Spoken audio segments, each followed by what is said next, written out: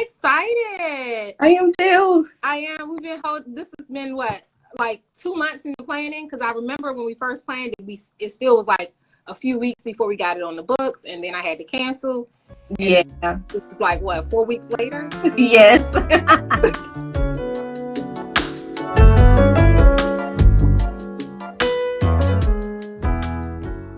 Thursday at 7, and typically I just give you an update about what's going on in the store, events or whatever. But tonight we're going to do a little bit different. Deanna is going to be doing an interview with me, and I'm going to be spilling all the tea of entrepreneurship. Yes, because I know you have multitude of businesses, and I just want to have you share it with the world of how you got there. Definitely. So I'm going to sit back and I'm going to let Deanna run the show tonight. So listen in, guys. All right. Thank you, Natasha. So I am Deanna Broome of Virtuous HR Solutions. So I started Small Business Spotlight of interviewing small business owners just so you can hear their background, their journey, because most people see successful business owners and think, oh my gosh, you know, how do I get there? They don't know the steps that you had to take to get there. And so that's why I love doing interviews. And so my first question for you is, who are you and what is your business or businesses in your case?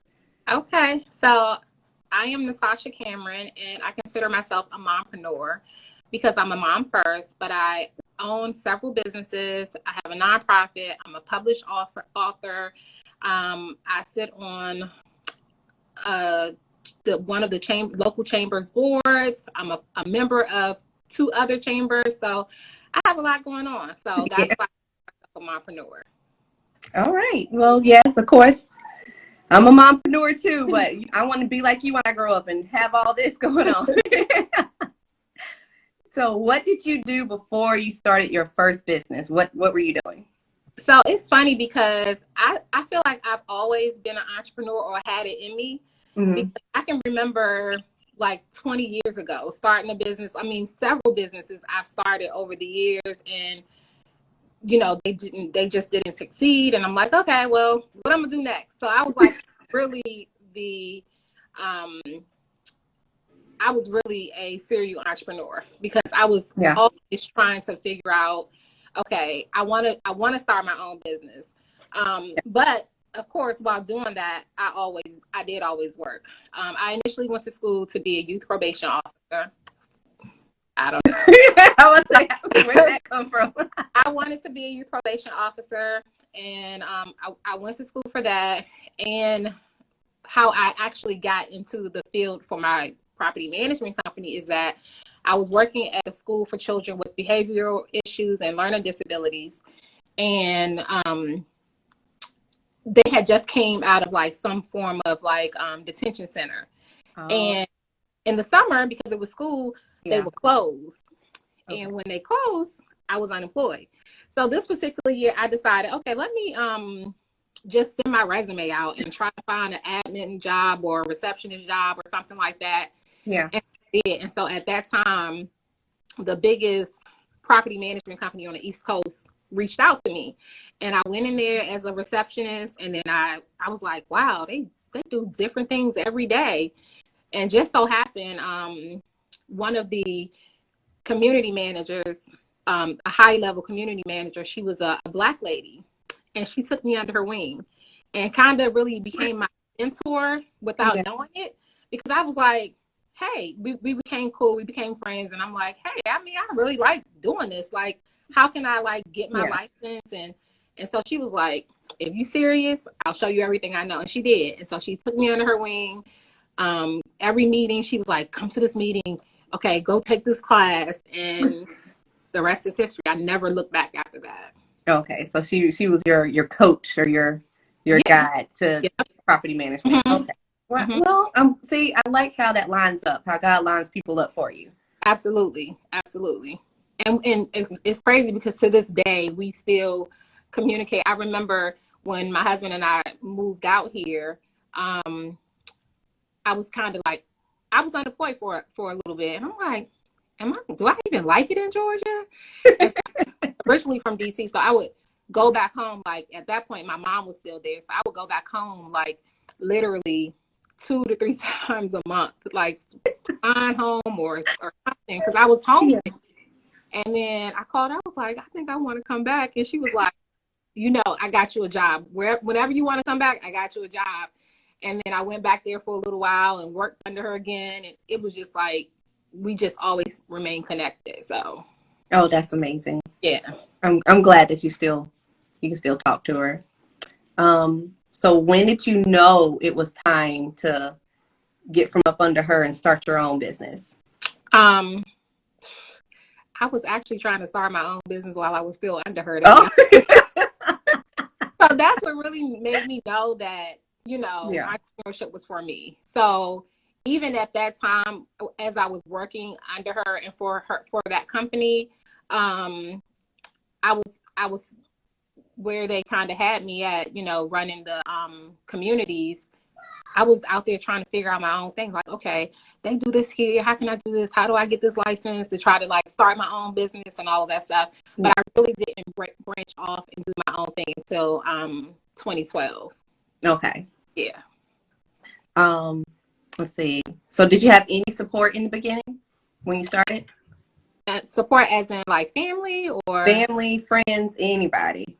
So I think that is the biggest hiccup in being an entrepreneur. We always go in thinking or expecting our family and our friends to automatically, you know, support us. Yeah. And it took me a while to realize that I'm not going to get rich from my friends. I'm not going to get rich from my family. You know, I'm not going to even get wealthy from them.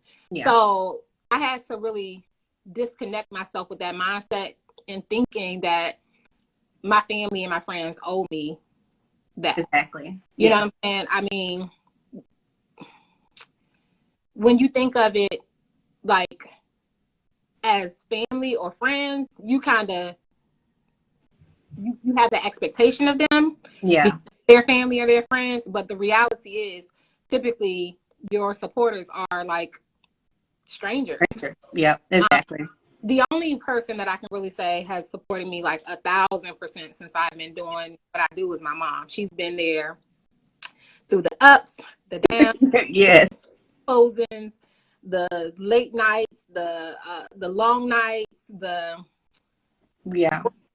48 hours straight.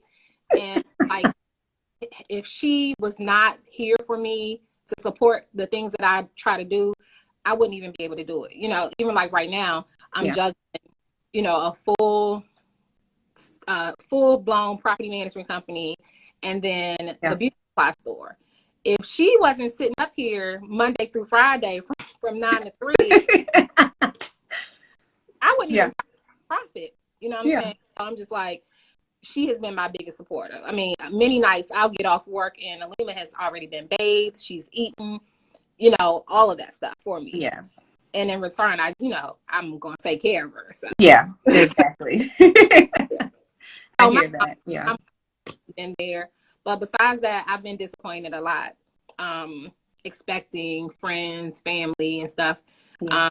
But, you know, like I said, after just kind of sitting back and reevaluating, I'm like, no one owes you anything. This is a path in life that I chose. Yeah. So, unfortunately, you know, life is not just peaches and cream where you know what you think is supposed to happen is going to happen. It just doesn't happen that way. Yeah. So, yeah. What's the saying that the entrepreneur journey is a lonely one? It definitely is. Yeah. And honestly, I find that typically you find you build relationships or find peace in that area of feeling like who's supposed to support you with other entrepreneurs. Yeah, exactly. That's your family. Yeah, that's your family because they understand. So exactly. You have to build that community. You have to. Yeah. And then let me see. So how much time did you dedicate day or week to your business when you first started compared to, is it the same? Is it more? Is it less? Oh, no. Oh, now it's absolutely more because now I don't have like a 9 to 5 to fall back on. Like, this is it. Like, if I don't hustle, the bills won't get paid. Yep. You know, food won't be on the table, etc. So, like, everything now is like probably 10 times more than it was before. But I lost a lot of sleep, you know, in the beginning, because that's what it's about. Like, entrepreneurship is not like, okay, a regular 9 to 5. Like, after your 9 to 5, you have to do another, you know, 4 to 8 hours if you're truly serious about, you know, being an entrepreneur or starting the business. Exactly. You have those hours where, hey, people can call you, but after that, you're still working on your business. Exactly. And honestly, especially in the beginning, because I was always serious. So I was like, okay, this is what I want to do. I know I want to be a full-blown entrepreneur. I don't want to work for anybody else. I just didn't have, you know, I was unhappy. So it's like, you go to work and you're unhappy, you know, you're not productive. You don't get anything done. You don't put your best foot forward. And so I found myself doing that so many times. Even when I first started working at the property management company, I initially started out happy, but then it was like, I want more. You know, I'm doing all the work for somebody else. Exactly. I'm doing it for myself and getting paid the money that they get versus, you know, the little they want to give me. And so in the beginning, I mean, I can even say I lost relationships because I was always busy, because I'm either at a meeting or I'm doing work or I'm going, you know, to try to do some networking or something like that. So I didn't really have time to have an outside life. Yeah. So, But it pays in the end. It pays off in the end. It definitely does. Okay. So what was your financial situation before you started your business? And did you consider this a factor before you jumped into entrepreneurship? So, no, I mean, so property management kind of falls under the line of real estate. Yeah. And so, you know, you can make pretty decent money in real estate. So I was never like robbing Peter to pay Paul. So that's not my story. Only when I was working a 9 to 5 did I ever have that experience where I was robbing Peter to pay Paul. And so when I really was ready to start, the other good thing is that I had saved up so much money before I moved here. And when I first got married, I had saved up so much money that I was able to kind of maneuver and do the things that I wanted to do to start the business. And then with that particular business, it's not a lot of overhead. So I didn't have a lot of money to start that business.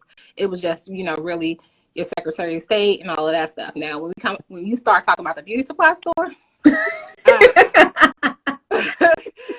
listen, in order for me to like fully stock this store, to get it to I needed, it's like I really spent a lot of money to do that. And so I would probably say I really didn't, considering like, you know, everything that I did to the store, all the products that I had to like to have the store fully stocked or whatever, my accounting software, my employee, because when I first opened, I had like a lot of other employees, not like Dylan.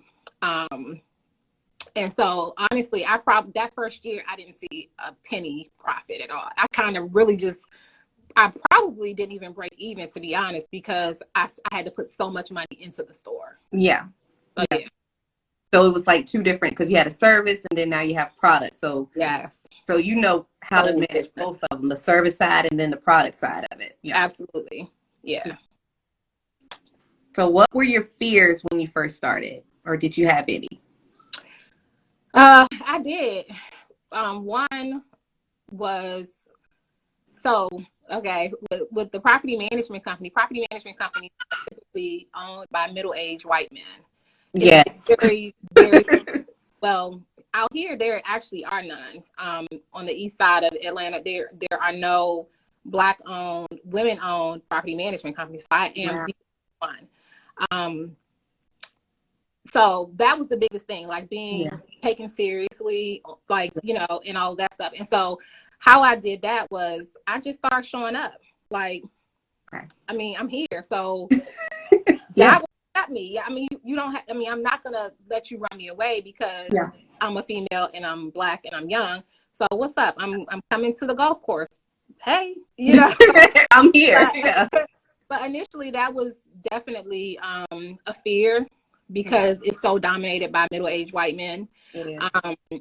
So that was a big thing. And then for the store, believe it or not, I really am not a social person. Like I have really, like I really am not a social person, and Yeah. I had to break out of my shell at that point because I was always behind the scene with property management. Property management is emails, sometimes over the phone, but typically really emails.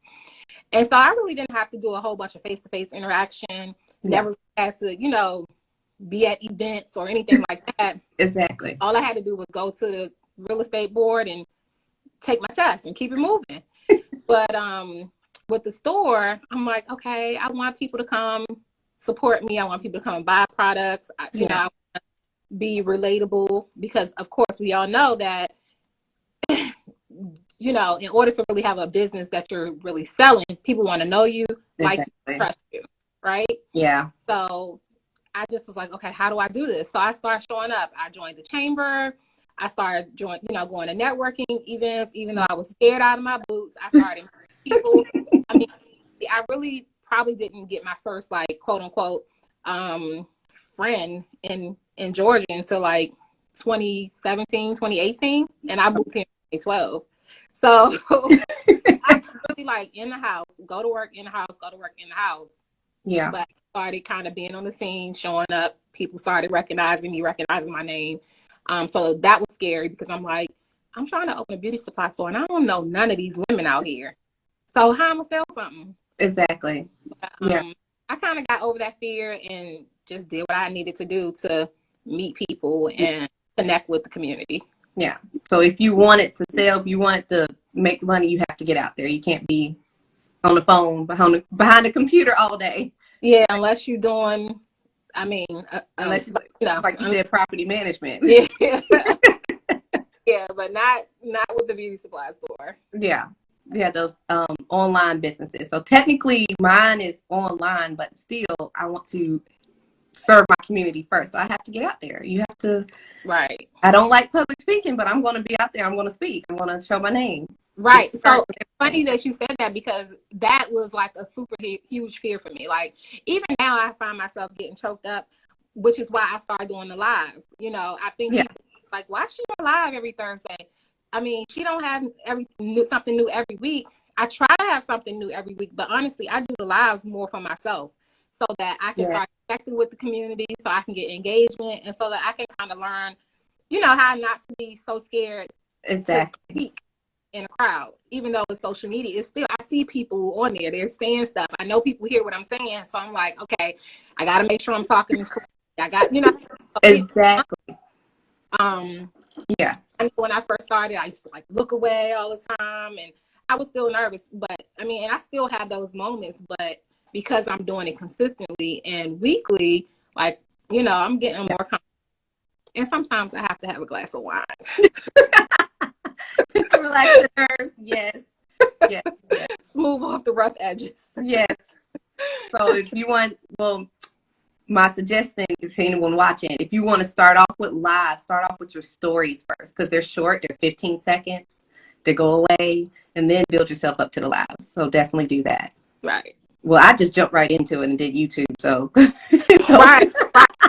And your YouTubes are so bomb. So I'm like, okay. Oh, thank you. Thank you. Like a pro on YouTube and the TikToks though. I try. So, out of your businesses, what do you do? What are your responsibilities with the property management and then with the beauty supply store? Everything. I do have support staff now, but I still have my hands in a little bit of everything. And that could be a gift and a curse because as entrepreneurs, we always feel like, nobody can do it better than us. We have to do it. If we, it won't get done if we don't do it. Yeah. But when you spread yourself so thin, a lot of times things still won't get done. So what I've been trying to do in my businesses is if I know that I have a weak area that, I'm not too strong in that area or not even necessarily too strong in that area, but if it's something that I'm not really interested in, then let me give that to somebody else. Exactly. With property management now, I'm not going to even lie. I hate talking to my my homeowner. So people, like, literally, Yeah. you have to think about it.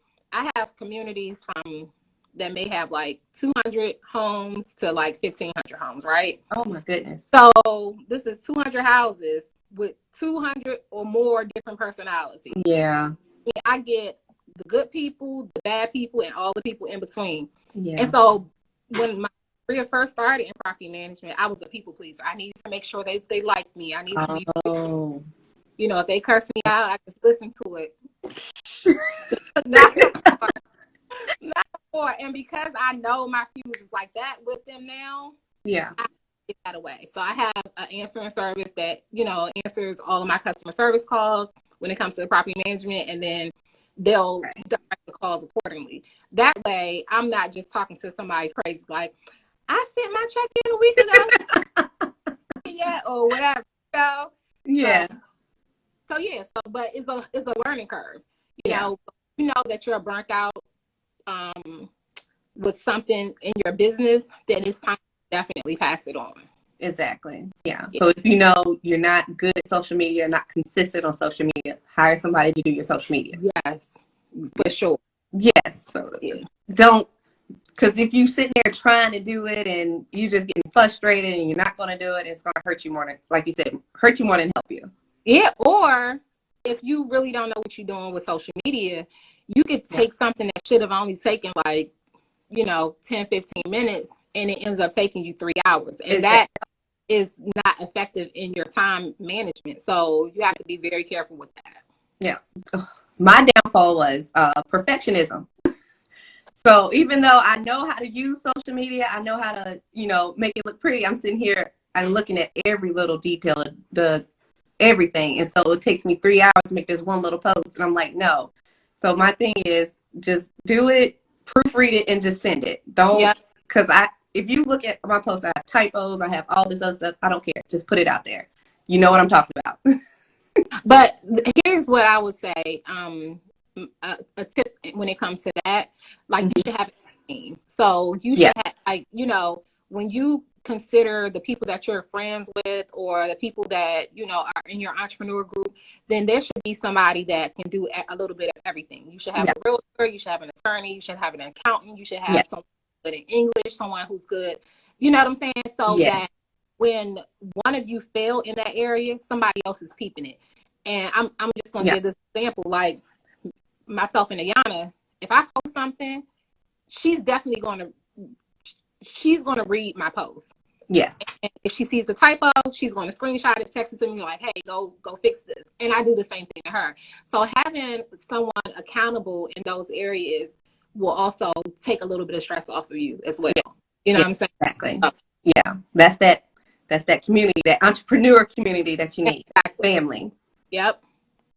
Okay, so you said you do everything. So are there any HR tasks that you know now that you wish you've known in the beginning that you needed to do?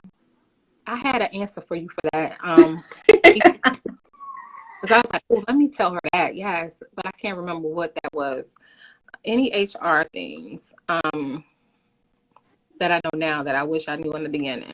So like when you hired your employees, or where you're managing them, or anything of that nature, or maybe payroll, something like that. Yes. So I think this was what I was going to say, which it was really payroll. I wish I knew years ago about, and I don't know if this is new or it changed over years, but I wish I knew that some of the tax tips as far as like ways I can save money, deduction, especially for kids.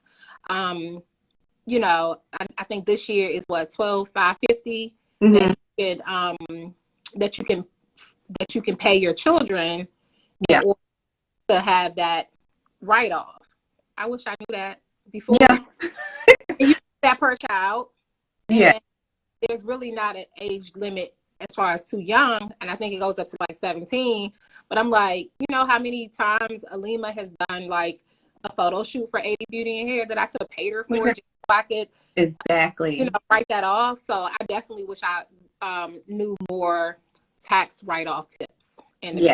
Yeah, Definitely. And that's when you go find that accountant friend or that that CPA and get them on your squad. Yep. The other thing I'm gonna say is I wish as far as like the hiring process, like, you know, I wish I would have stayed away from hiring people that I know, or even crossing that line as far as like, you know, even if we don't know each other, but becoming like more than just Co-workers. Yeah, boss and employee. Yeah. You know what I'm saying? I wish, you know, then I knew all of the things that could happen if we became friends and we went out to eat, or, you know, Yeah. Because I feel like there's been several relationships that I've had to sever completely because the respect is lost once you cross that line as a leader, or, you know, as the owner of a company, and you allow an employee to come into your personal space. Exactly. So yeah, I would have did things a little bit different in some areas there. Yeah, but now you know. Yeah. So it's a learning experience. Absolutely. So you have to, hiring, especially for the first time, is definitely a learning experience for anybody. Okay. So do you use any professional service? I know you said you use the answering service for your property management. I have answering service. I use an accounting software for the property management company. I have to have an accounting software. It's called Vantica, and that's how it's connected to my website, and that's how the residents will log into their portal and all of that stuff. Okay. And so they have like a Zendesk to help with all of that. I have legal representation. I have an accountant. So yeah, I got a few things but the typical entrepreneur does not start out like that. And I didn't start out like I think when I first started out, I had Legal Shield and Google. So I've definitely grown, and because it was a need to. Yeah. So yeah. Yeah. So don't go into your business thinking you need all the bells and whistles. No. Yeah.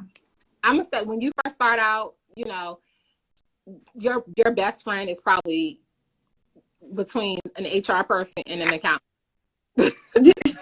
Yeah. Like seriously, an HR person and an accountant, and the reason why I said that is because you can definitely have like Legal Shield or something to like look over contracts and all that. Having like a real attorney, I would say, you know, will probably come after that, especially if you have contracts and all of that stuff. But starting out, an accountant for sure, and then once you start hiring people, HR. Yeah. Yeah. And then everything else you can find for free. Right. There's literally a free version of almost everything you need. Yeah. Or your accountant or your HR person typically help you with that. Yeah. Exactly. And then like you said, you always have like the book for dummies. Like everything has a whatever for dummies, you know, accountant for dummies, you know, HR for dummies. I wouldn't say use it as the Bible, but it's a good start. Yes. That and YouTube. Right. Right. YouTube. All right. So let's talk about your property management business and then your beauty supply store. So what do you think makes your business unique, and what are your thoughts about competition? So with the property management company, like I said, I am like the only one-owned, Black-owned property management company on this side of town. But the other thing is we are boutique style. So where you have like other property management companies that I've worked with, they overload their managers. The managers have like 15 to 20 properties. Yeah. Our managers only have 6 to 7. And my thought process was because I used to be a manager with 15 to 20 properties, and I could not effectively provide good customer service to my communities because it just wasn't enough time in the day to deal with that. And so when I went into this, I always said, as my portfolio grows, I'll have to hire managers, because I never want someone to be so overworked that, you know, one, they cannot provide, you know, the customer service that will keep my A+ rating with the BBB, or burn them out to the point that they like just up and leave me, because that happens a lot. In this industry, the one thing that you always hear residents say is, we get a new manager every 6 months. Yeah. And it's because they are burnt out. And so I wanted to always not be that person. So we consider ourselves a boutique style management company because of that. Okay. And then we do everything in-house. So, you know, I took one business and created 6 to 7 streams of income, because I did the property management myself. So once I got that up and running, I'm like, okay, I can have my husband handle like the landscaping and the maintenance side of my business. And then I have someone else that came in and that can handle the collection side. And so everything is under one umbrella in that house. So I handle everything that way. For the beauty supply store, one, when I first got into this, I did my research and I noticed that there were only like 3% Black-owned beauty supply stores across, you know, the nation. So I'm like, okay, cool. I want to figure out how to get involved and how to open up a store and all of that. And so I did. When I first started, I just, you know, I had so many thoughts of what I didn't want to be as I, you know, buy stores and see. And I'm like, I don't want to have this. I don't want to do that. But my main goal was really to make sure that I was keeping the dollars circulating in my own community, because that's what they do in their communities, right? Yes. But we are the biggest users of these products. We spend the most money. Yes. And I want to be sure that we are providing quality products at reasonable prices for our own people. And of course, they make it difficult because sometimes we don't get the same prices. If their stores are big chain stores, they can go buy in bulk, so their prices will be a little bit cheaper. And then you have our own community, like, I can get this for 25 cents less over here, and not really understanding, like, why my prices are the way they are is because I had to pay this price. It's not that I'm just trying to overcharge you. Exactly. And so, but trying to keep my costs down, ensuring that I have products in the store that are Black-owned products was a huge thing for me. So I'm going to say, I mean, over half of my inventory is, you know, Black-owned or someone from our community or something like that. I always make sure that people that have their own products get in my store, because they can't necessarily get in Walmart right away. And so that was for me. The other thing was being a creative for the Culture Small Business Saturday.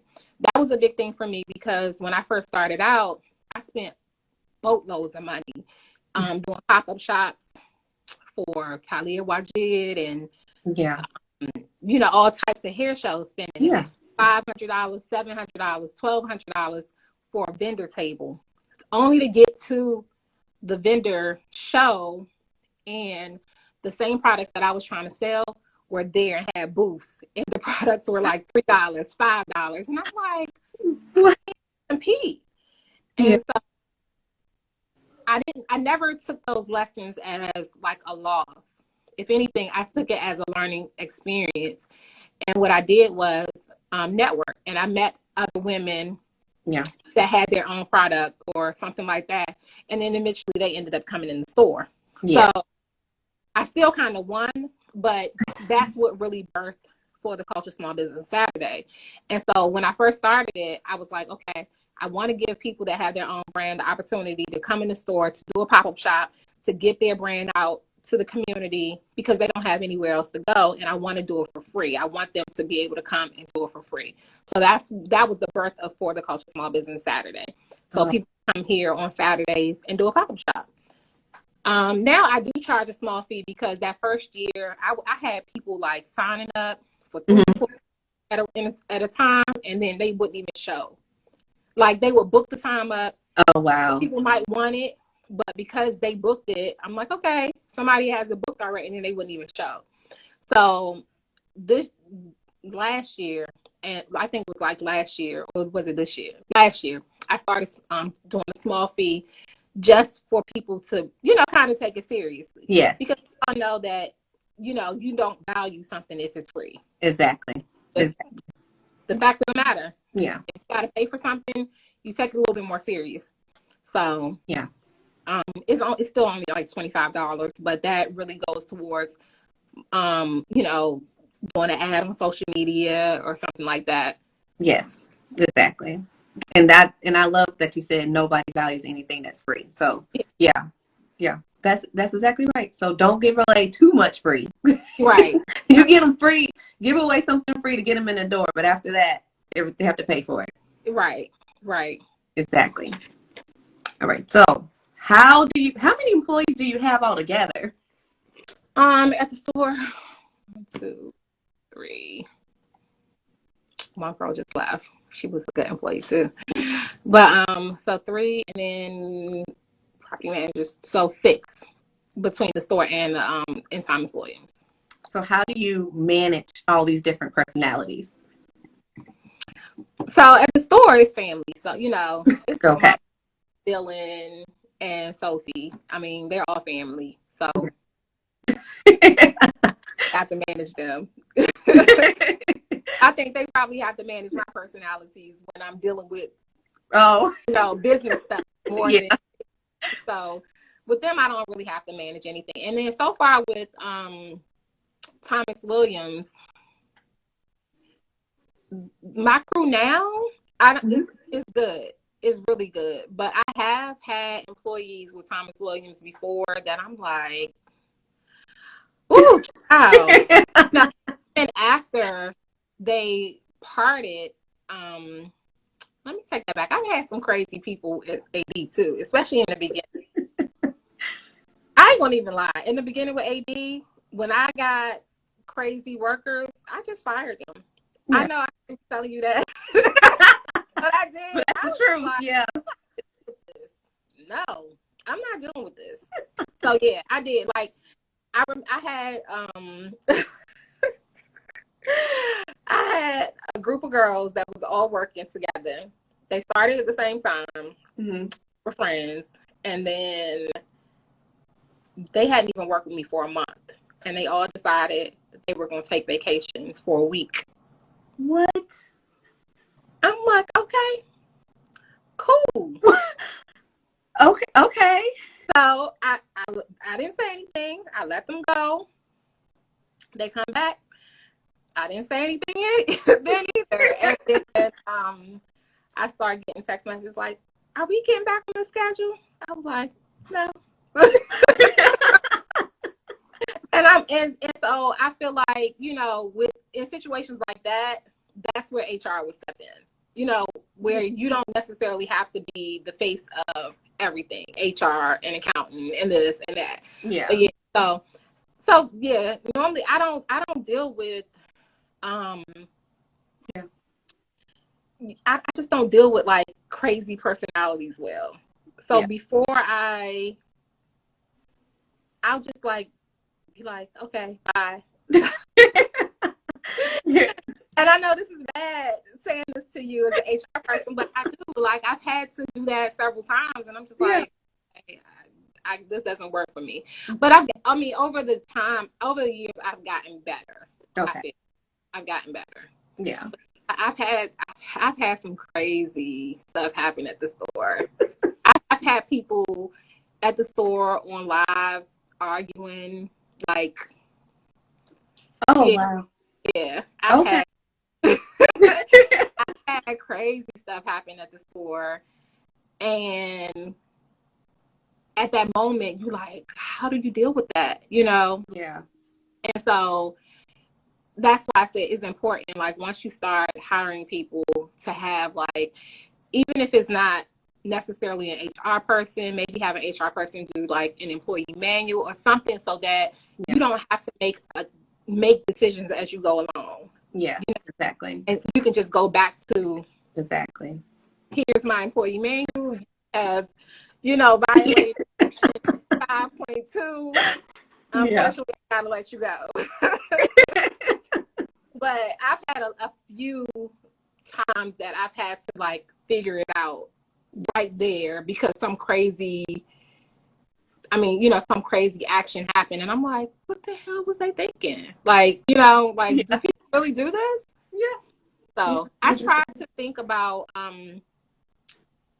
like in any situation, I always try to think about like, would you have done it that way? Or I try to put myself in their shoes.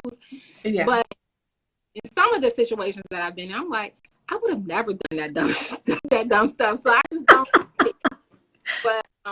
But yeah, I've been in a couple situations that I'm like, why didn't I have an HR person, or why didn't my manual in place at that time? Yeah. So do you have one now? I don't have an HR person that I have on staff, but I do have an employee manual. So okay. Yeah. So now you be like, okay, this is the rule you broke. You gotta leave. I had to after that live. I had to. Oh my goodness. Yeah. Just even if you don't know an HR person, just maybe like you like another business owner that has employees that's managed them well, just ask them what they would do. That's another way around it if you don't know anybody in HR. Right. And then for me, per se, like, because I'm connected with the chamber and pretty much the businesses that I'm connected with, we're connected with the chamber. We actually have you that if we run into something, we can call you up real quick and be like, hey, how much would you charge us to do X, Y, and Z? So I am connected to you. Yes.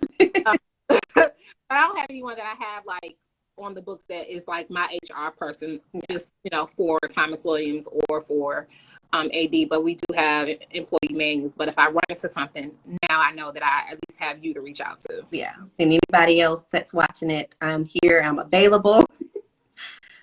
But we're going to talk about your social media strategy. I know we talked about earlier, if you wasn't good at social media, then hire somebody. But I know you are always on social media. How many pages do you run? Oh my God. So I have my personal page. I have Alima's clothing line. I have AD. I have my nonprofit. I have For the Culture Small Business Saturday page, and I have Thomas Williams on Instagram, Facebook, TikTok only AD and Alima, and LinkedIn. Like I have, wow, I probably have about 30 pages combined.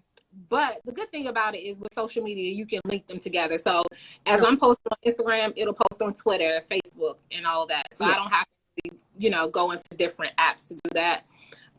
The only time I have to really go into Facebook to update something is if I want to, personally tag someone's page or something. So I do that a lot. But yeah, social media didn't start out like that for me. I first started out with AD, the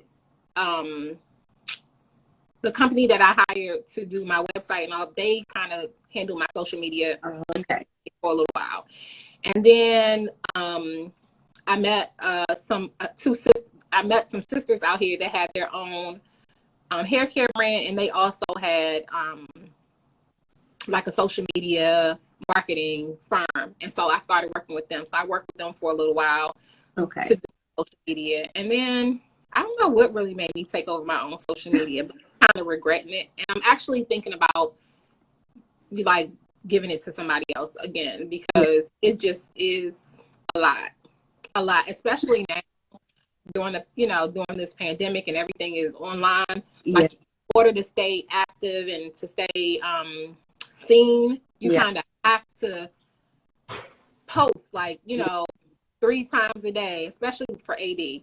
I only post for Thomas Williams like maybe 3 to 5 times a week. Okay. Because it's a service. I really don't like social media is not where my clients. For Thomas Williams, my clients are typically word of mouth,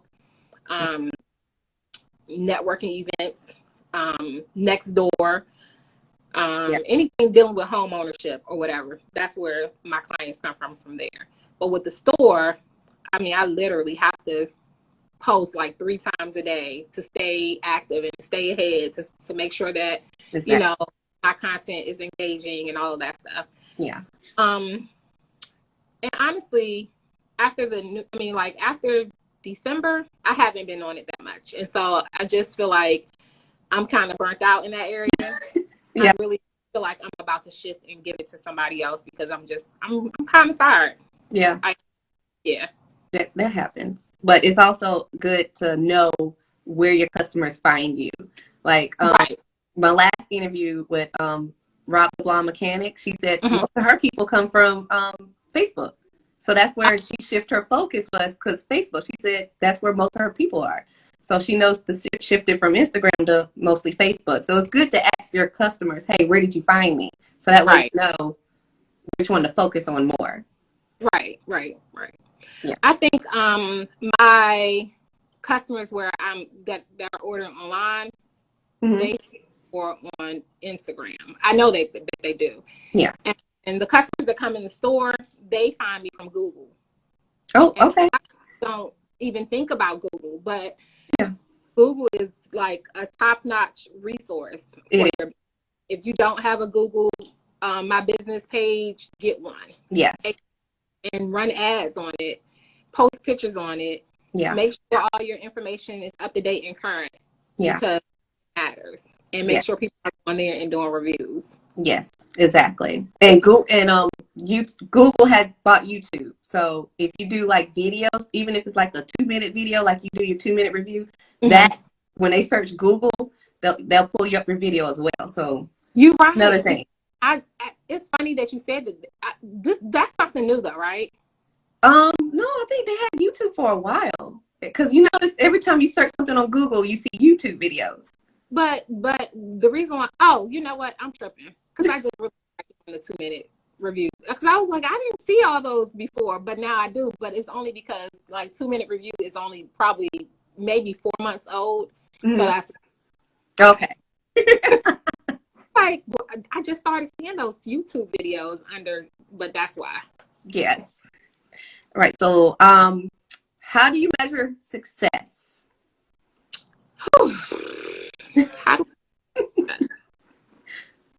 Well, I mean, honestly, my profit is a huge deal to me. Yeah. Which any business should be, because nobody's in business just to be in business or not to profit. So I'm not going to sit here and be like, oh, well, I don't care about the money. Yes, I do. I'm working hard to make, to create a legacy for my children so that they can do whatever they please to do when it's that time, right? Exactly. So that's number one. Yeah. Number two is meeting my goals. So when I set goals for myself, if I have those goals, that to me measure the success that I'm going in. And if I don't meet those goals, I try to figure out why I didn't meet those goals so that I can meet those goals. Yeah. And then I'm a giver by nature, which is why I have Cameron's Angels, and which is why I'm so active with trying to help other women in entrepreneurship and all that stuff.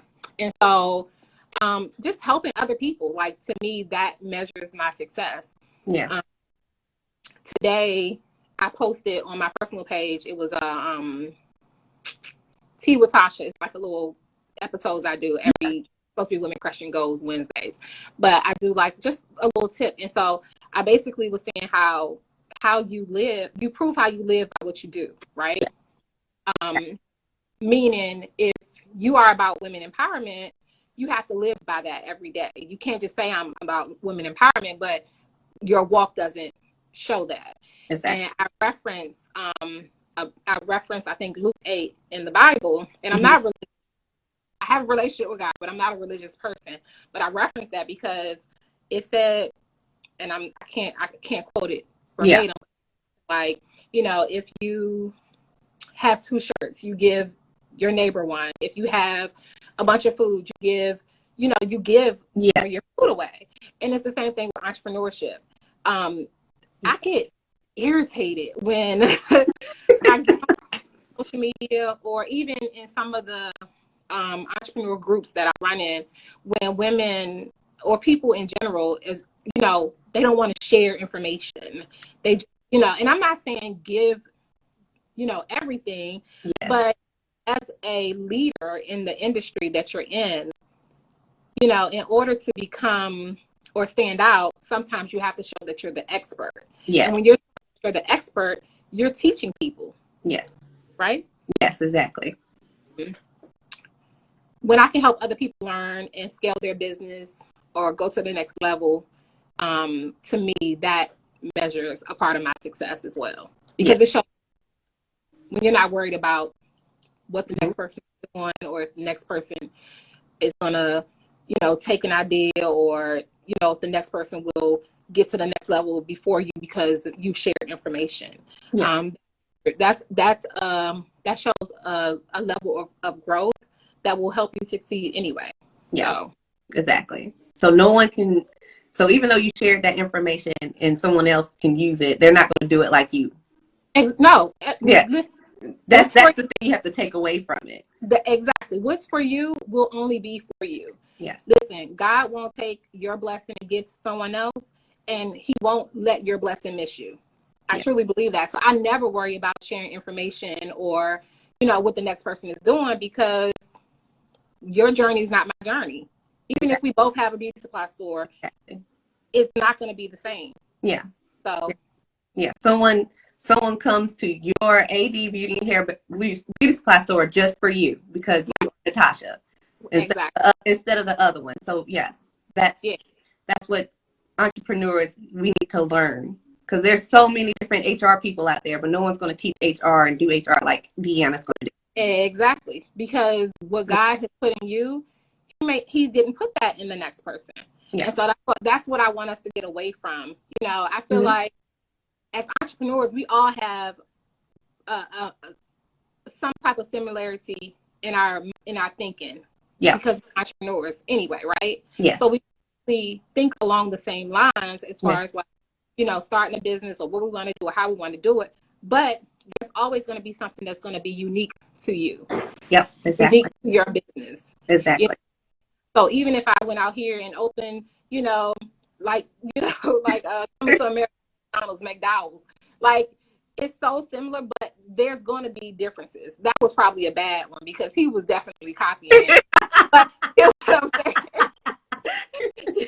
You get what I'm saying? Like, yeah, a bunch of people that's gonna, like you said, have an HR company, have a beauty supply store, have a property management store, have a funnel cake company, that do makeup. But nobody wants to do your thing like you do it. Nobody can create another AD Beauty and Hair.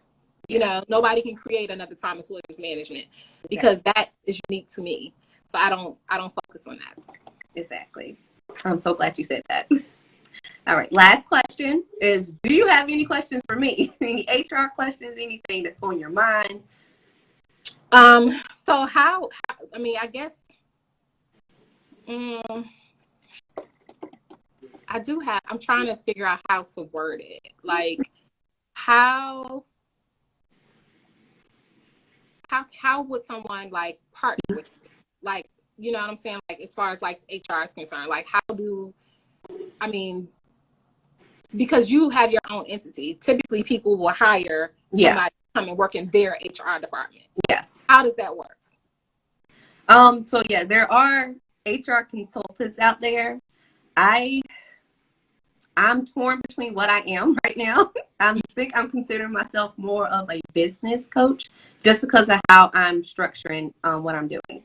So I'm doing one-on-one sessions with business owners, teaching them how to do HR on their own. To take them from 0 employees to what I call my limit is 5. So that way you know how to do all the HR yourself. And then your 6th hire needs to be an HR person, so they can just take you on. So that's why I'm like, there are consultants out there, and an HR consultant will do everything for you. They'll do your job descriptions. They'll do your employee handbook. They handle all your paperwork, your hiring, all that other stuff. They can do that for you. And then what I'm doing is teaching you how to do it on your own, save you some money, so you don't have to hire an HR consultant right now. and do it on your own. That way, when you hire somebody to do HR, you teach them how your business is run, not what they learned or how they did other businesses, if that makes any sense. It does. And I'm glad you said that because, like I said, I've been in this whole entrepreneurship thing, you know, for years. And even when my husband and I first got married, you know, they have their own thing going on. And so they would hire people to come in to do their HR. And then they come in like, is their company, you know what I'm saying? Yes. Like, how do you separate? How do you make it so that, like you just said, you're coming in as the HR person, but you're doing things my way because this is my company. So that's when you need to hire an employee and not a consultant, independent contractor. You need to actually look for someone that's looking for an HR stable job. You're taking taxes out. You're calling them an employee, all of that jazz. And you're teaching them how your company runs. Because if you go to the HR consultant, they're going to do it the way they know how to do it. Okay.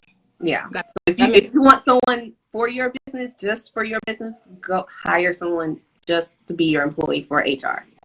Okay. Yeah. That makes a lot of sense now. Okay. Yes. Well, does anybody watching have any questions for us?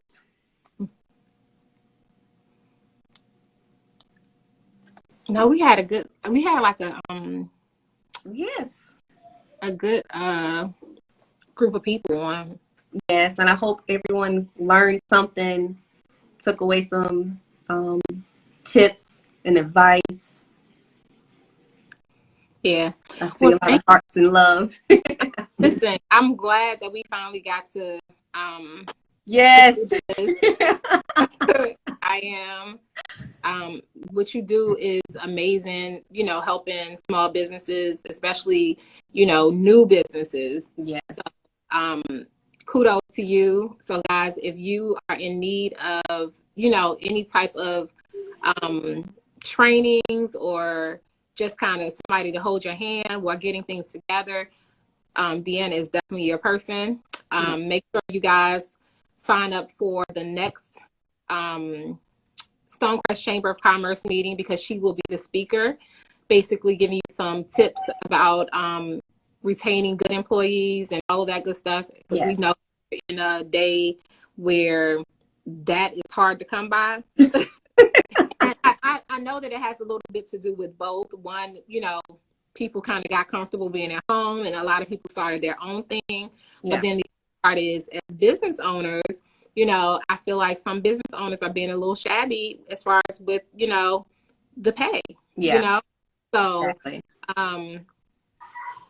for certain businesses. So she will be the speaker at the Stonecrest Chambers February meeting, which is the third Thursday of February. So go over to the website and make sure that you guys sign up for that. Yes. So you can get some good information. And yeah, that's all I really have. And I'm always giving advice on my page. So if you go follow me, I post Monday through Friday. I give advice, or I'll do something. I do like reels with advice in it just to switch it up. But I do see a question. It says, should you always include a mission and vision statement in your handbook? Yes. Always include it in your handbook. And put it in your job description too. That makes you look so much better to people, and it's like you're connecting to them. So it gets them to, it shows your personality through a job description. So put the mission statement and vision always on the in the handbook and in the job description. That was a good question. Somebody was like, "Oh, I wish I knew how to hire people and handle payroll." Payroll can be super easy if you have a system, you know, QuickBooks, Wave. There's so many easy, user-friendly systems that you can use for payroll that will create any type of report that you need. Yes. So just kind of Google payroll software, and it's inexpensive. Wave is inexpensive. I use Wave. So I don't know how expensive QuickBooks is, but I don't think it's expensive because I hear people using it all the time. Yeah, I think QuickBooks is like $25 a month. or and you know those payroll systems, they take all the taxes out for you. So yeah, they do everything for you don't have to calculate anything. You just putting in how much they work, and that's it. And honestly, at the end of the year or at the beginning of the year, when it's time to do your taxes, you can literally give your CPA or whoever handles your taxes your login, and they can pull all your numbers right there if you're not savvy with, like, you know, creating the reports and all of that. But literally, they do everything. They pay your taxes. If you have unemployment, like if you have real employees where you have to file unemployment insurance, they do all of that stuff. So that's really easy. Listen, hiring people, I'm still struggling with. People are weird these days. So that's a Deanna thing. Like, there's a meeting on the third Thursday because she's gonna give us tips on how to hire good people. Yeah. So definitely come to that. I'm giving all the juicy details. I already have a game plan in my head already, so I can't wait. I'm so excited. So thank you. But thank you. I want to thank you, I guess, in person for inviting me to speak. Oh yeah, I appreciate that. It was a no-brainer when we were doing our annual calendar and like trying to plan out, okay, what we're going to do for each month. Mm-hmm. And they said something about, you know, employees, HR. I was like, I have the perfect person. I was like, let me send her a message. And you responded like while we were meeting. I was like, she already responded. She didn't take her stuff and everything. Because I was already on my phone, so God lined it up perfectly. Because usually I'm trying not to be on my phone all the time. Well, I was already on my phone. I was like, so I think it'll be good. You know, the meetings, meeting attendance kind of go up and down depending on like numbers are high. But if the numbers are too high, they'll definitely shift it to virtual. But I think hopefully by February we will actually meet in person. We have anywhere from like 25 to 35 different businesses there, which, you know, gives you an opportunity to even, you know, communicate with these people and hopefully gain business from that as well. And so it was like a no-brainer when they said it. I was like, oh, I got the perfect person. I know it's other people out there, but I'm like, nope, I got some. I'm glad. And that's the other thing. Like, I feel like as entrepreneurs, we have to do that. We have to give each other referrals. We have to, you know, we can't be like counting each other's pockets and worried about, oh, if I give her this referral, you know, she's going to give me or something. You know, no, like, listen, don't block your blessings by being a hater. Like, block your blessings by being a hater. If you can help the next person, do it. And don't have expectations on it. You know what I'm saying? If it's not your field, but you know somebody else, refer them. Like, it's not going to hurt you. Or in fact, it'll probably help your business. So we have to get in the habit of referring each other and speaking each other's name and business in a room when they're not there, or people that can, you know, scale them to the next level. That's important. Yes, it is. It is. I'm glad you said that. I'm always referring everybody. So I'd be like, oh, I got somebody. I'm like, hey, such and such and such. They're like, oh, thank you. So yeah, it's important. It's very important for us to do that. So it is. But yeah, but it's 8:05. So yes, get out of the store and get home. Well, I'm at home, but it's time to get the babies in bath and bed. So my husband already started, and I got to finish. All right. Well, guys, thank you for tuning in. I'll see you guys. Thank you. Same time, same place. Thank you so much, Deanna. If you could put your information in the comments, but I'll also post it, you know, in my caption as well, because I'll leave this on my thing. I know you're going to go and cut it up, that stuff for YouTube, but I'm gonna leave the raw version on my page. Okay. Yeah.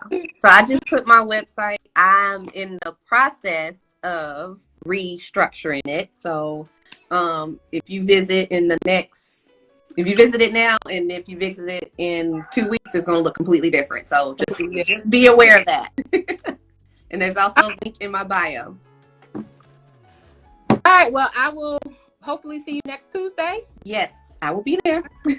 All right. Good night. Thank you. Good night. You're welcome. All right. Bye.